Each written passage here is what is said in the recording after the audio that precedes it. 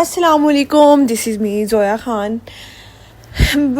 एक हफ़्ते के बाद मेरा व्लॉग आ रहा है क्योंकि मैं कुछ चीज़ें फ़ेस करी थी जो कि मैंने आपसे भी शेयर करनी है। अच्छा जी, तो मैंने आपको बताया था कि जो मेरी पुरानी 2 काम वालियाँ थीं वो चली गई थीं। उनकी सारी स्टोरी मैं ऑलरेडी आप लोगों को सुना चुकी हुई हूँ। तो उसके बाद ये हुआ कि मैंने एजेंसी के थ्रू जो है ना काम वाली बुलाई थी, जिनका एग्रीमेंट भी होता है, 6 मंथ का एग्रीमेंट होता है। फिर आपको एग्रीमेंट जो है वो रिन्यू करना पड़ता है। उनके रूल्स एंड रेगुलेशंस कुछ इस तरह के होते हैं कि आप 4 से 5 उसको जो है मेड्स को रिप्लेस करवा सकते हैं। इफ़ अगर वो जाना चाहे या आपको उसका काम ना पसंद आए तो 4 से 5 रिप्लेसमेंट वो आपको देते हैं, ठीक है, विदाउट एनी पेमेंट।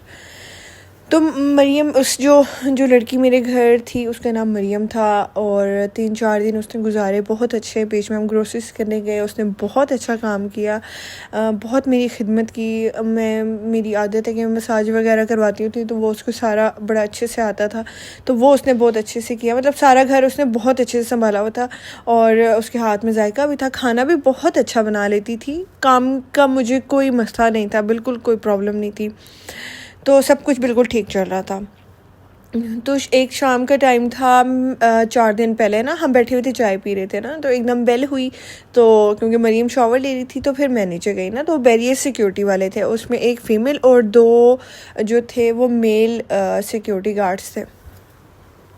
तो उन्होंने मुझे बोला कि आप अपना आईडी कार्ड दिखाएं और जो भी उन्होंने मुझसे पेपर्स वगैरह मांगे मैंने उनको दे दिए, ठीक है। फिर उन्होंने बोला आपके घर में और कौन कौन रहता है, तो मैंने कहा हमारे घर पे एक गार्ड होते हैं और एक मुलाजमा होती हैं। तो उन्होंने गार्ड का कुछ नहीं बोला, उन्होंने बोला जो आपके घर मुलाजमा है ना आप उनको नीचे बुलाएं और उनका जो आई कार्ड है ना वो भी उनको बोलें कि वो अपने साथ लेके आएँ। तो मरियम को मैंने बुलाया, मरियम नीचे आई अपना आईडी कार्ड लेके। उन्होंने आईडी कार्ड को देख के बोला कि इसकी तो एंट्री नहीं हुई बैरियर में। जो भी मुलाजिम काम कर रहा होता है उन मुलाजमों की एंट्री होती है, ऐसे आप किसी को भी अपने घर में नहीं रख सकते। तो मैंने वहाँ पे उनसे थोड़ी सी बहस की। मैंने उनको बोला जी अगर ऐसा होता तो मैंने कहा मेरे बहुत से जानने वाले, मेरी मामी के अम्मी लोग यहाँ पे रहते हैं, मेरी कुछ फ्रेंड्स थी वो भी रहती होती थी, तो किसी ने मुझे इस तरह की चीज़ नहीं बताई हुई। हम कोई ये तो नहीं है कि ज़िंदगी में पहली दफ़ा हम ही बैरियर में हैं और कोई दुनिया में इधर रह ही नहीं रहा, ठीक है। तो मैंने कहा मैंने तो कभी इस तरह की कोई चीज़ नहीं सुनी। कहते नहीं, बस आप ना बच्ची को भेज दें 5 मिनट के लिए। वो जो फीमेल थी वो मुझे बोल रही थी बस 5 मिनट की बात है मैडम, आप 5 मिनट के लिए बच्ची को भेज दें। हम अभी इसकी एंट्री करवा के अभी बस 15 मिनट में इसको वापस हम पिक एंड ड्रॉप दे देंगे। हम इसको यहाँ से पिक करके जाते हैं और वापस इसकी एंट्री करवा के इसको यहीं पे इसी घर पे ड्रॉप दे देंगे। मैंने क्या ओके। मरियम भी बहुत ही कॉन्फिडेंस के साथ अपना आईडी कार्ड लेके उनकी गाड़ी में चली गई, ठीक है।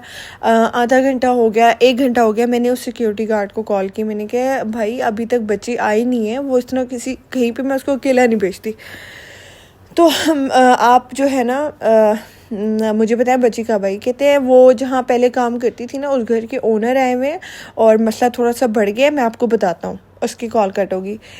2 घंटे गुजर गए, फिर मैंने कॉल की तो उन्होंने कहा कि जी इसको तो हम जो है वो थाने लेके जा रहे हैं और इसने इसके ऊपर 15 तोले सोना चोरी करने का इल्ज़ाम है और 2 16 प्रो मैक्स के पिन पैक डब्बे।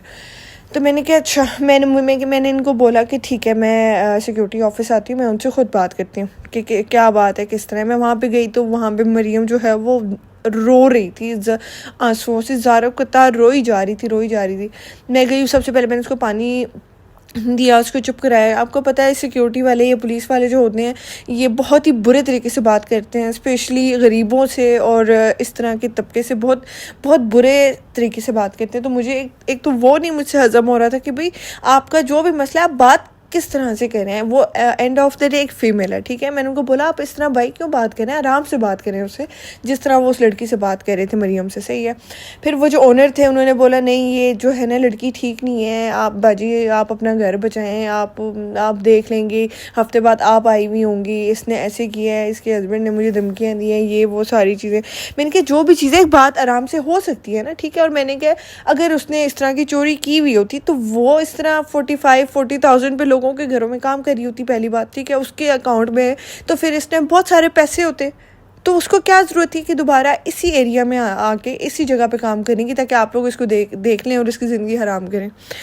तो फिर ये हुआ तो मैं बड़ी मुश्किल से मरीम को वहाँ से निकाल के लेके आ गई अपने घर। उसके बाद उस बंदे ने उसका जो है सारा उसको हर जगह से जिस जिस एजेंसी में वो काम करती थी वहाँ से बैन करवा दिया। हमने ये सोचा कि अच्छा यार अभी वो कुछ अरसे तक ठंडा हो जाएगा, उसका गुस्सा होगा, इसने ताज़ा ताज़ा काम छोड़ा होगा तो वो गुस्से में इस तरह बोल रहा है। लेकिन नहीं, उसने कहा मैं आपके घर पुलिस भिजवा दूँगा, मैं जो है मैं छोड़ूंगा नहीं इसको, इसने मेरा बहुत दिल दुखाया है, इसने पता नहीं मेरी बीवी से वादे किए हुए थे और पता नहीं क्या ब्ला ब्ला ब्ला ब्ला। उस बच्ची को जीने नहीं दे रहा था। डेली हमें सिक्योरिटी वालों को कॉल जाती थी कि मैडम इसको घर से हटा दें, मैडम इसको घर से हटा दें। तो फिर जो है ना, अब मेरा दिल इस तरह का है कि कोई भी हो ना, मेरा दिल लग जाता है उसके साथ, ठीक है। अब हम ये सोचें कि अच्छा मामला ठंडा ही नहीं हो रहा। मैंने फिर बहुत मतलब दिल पे पत्थर रख के मैंने एजेंसी वालों को बोला कि जी हमें मेड एक्सचेंज कर दें, ये मसला हो रहा है। हालांकि एजेंसी वालों ने बोला कि जी हमारा अपना एजेंसी का जो है वो लॉयर होता है, अगर उसको कोई सबका घर वाले तंग करें इसमें एजेंसी का तो कोई कसूर नहीं है ना, तो हम आपको गारंटी देते हैं कि कुछ नहीं होता। लेकिन ऑब्वियसली क्योंकि वो बंदा, मुझे समझ आ गई थी कि बंदे ने अपने अना पे बात ले ली हुई है, वो कानूनी तौर को मान ही नहीं रहा। वो कुछ भी कर दे, बच्ची है ना, वो कचरा भी फेंकने जाएगी, कभी वो तंदूर से रोटियां लेने चली गई, कभी वो ऐसा तो हो नहीं सकता कि मैंने मेड भी रखी हुई है तो रोटियां लेने और कचरा फेंकने मैं खुद जा रही हूँ, ठीक है। वो ये सारे काम तो ऑब्वियसली मेड को ही करने पड़ेंगे, तो कब तक ये अंदर घर के रहेगी। तो मैंने ये सोचा उस बच्ची के लिए भी ठीक नहीं। हालांकि उसका भी दिल मुझसे बहुत लग गया था, मेरा भी उससे बहुत दिल लग गया था, लेकिन उस बंदे ने हमें बस इस तरह किया ना कि आप पूछे नहीं। सही है, उसने ऐसी बातें, आपको पता है सबसे ज़्यादा जो औरत पे जो हिट करने वाली चीज़ होती है ना, वो यही होती है सबके पास कि उसके करैक्टर पे बात करना शुरू कर दो। और वो बंदा यही करी जा रहा था, उसके करैक्टर पे बातें करी जा रहा था। मुझे नहीं पता टू बी वेरी ऑनेस्ट क्या सच है क्या झूठ है, कौन सही है कौन गलत है, ठीक है। लेकिन मुझे इतना पता है, अगर मैं फैक्ट्स देखूं तो अगर उसने चोरी की हुई होती तो उसको ज़रूरत नहीं थी काम करने की, स्पेशली उसी जगह उसी इलाके उसी एक ही सेक्टर में वो आके काम करती। वो बोलती है मैडम मुझे पता था, मेरे पास, जैसे हमारे पास एजेंसी की बहुत सारी मेड्स की ऑफ़र आई थी, पूरी एक पोर्टफोलियो बना हुआ होता है, इसी तरह मेरे पास भी एक बैरियर टाउन की आपकी ऑप्शन थी और दूसरी इस्लामाबाद की ऑप्शन थी। मैंने बैरियर टाउन सेलेक्ट किया। अगर मेरे दिल में चोर होता तो मैं तो यहाँ पे दोबारा आती ही नहीं। तो ये सारा प्रोसीजर हुआ, ये सारा केस हुआ। फिर उसके बाद मेड एक्सचेंज होगी। तो कल सुबह जो है मरियम चली गई और दूसरी बच्ची जो है वो एजेंसी वालों ने भेज दी, बीनिश। तो बस फिर जो है क्या था कि मैंने बस एजेंसी वालों को बोला भाई मुझे ऐसी बच्ची चाहिए जिसके पास फ़ोन ना हो, छोटी बच्ची 14-15 ईयर्स की, और जिसके पास फ़ोन ना हो, कोई इस तरह का रोला हो ही नहीं, क्योंकि ऑलरेडी पहले जो मेरे साथ हो चुका है, ठीक है। मैं नहीं चाहती कि दोबारा इस तरह की चीज़ें हो। सही है, आप मुलाजिम अपने सुकून के लिए रखते हैं, आप इसलिए नहीं रखते कि इस तरह की चीज़ें हो रही हों। सही है। तो बड़ा मेरा ये हफ्ता जो है ना बहुत टेंशन वाला रहा, और मैं ये सोच रही थी यार कि हम पता नहीं ज़िंदगी में कहाँ चले गए कि हम किसी की ज़िंदगी मुश्किल करने के लिए हम इतनी एफ़र्ट्स करते हैं, ठीक है। वो बंदा देखें, उसने पूरी प्लानिंग की, वो उधर बैरिया ऑफिस गया, उसने सारा उस बच्ची की ज़िंदगी मतलब ख़राब ही कर रहा है ना, कि वो हर जगह से हर एजेंसी से उसको बैन करा रहा है कि ताकि कहीं पर काम ना कर सके। किसी का लगाया रिस्क छीन रहा है सिर्फ इसलिए कि उस बच्ची ने वहाँ पर बताए बगैर काम छोड़ दिया। तो ये सारा कुछ हुआ मेरे साथ। और बस अभी जो बच्ची आई है इसके पास फ़ोन भी नहीं है और ये 14 ईयर्स के, तो बस मैंने कहा ओके ये ठीक है।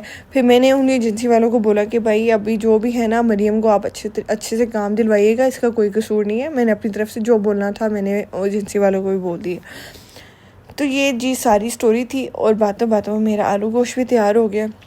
और मुझे लगता है यार हमें इतना इनफ मैच्योर हो जाना चाहिए कि हमें अपनी अना को बहुत पीछे रख के ना हमें ये सोचना चाहिए कि हमें किसी इंसान की ज़िंदगी यार मुश्किल नहीं करनी, ठीक है। और बस मेरा चैनल को लाइक शेयर और सब्सक्राइब कर दीजिएगा।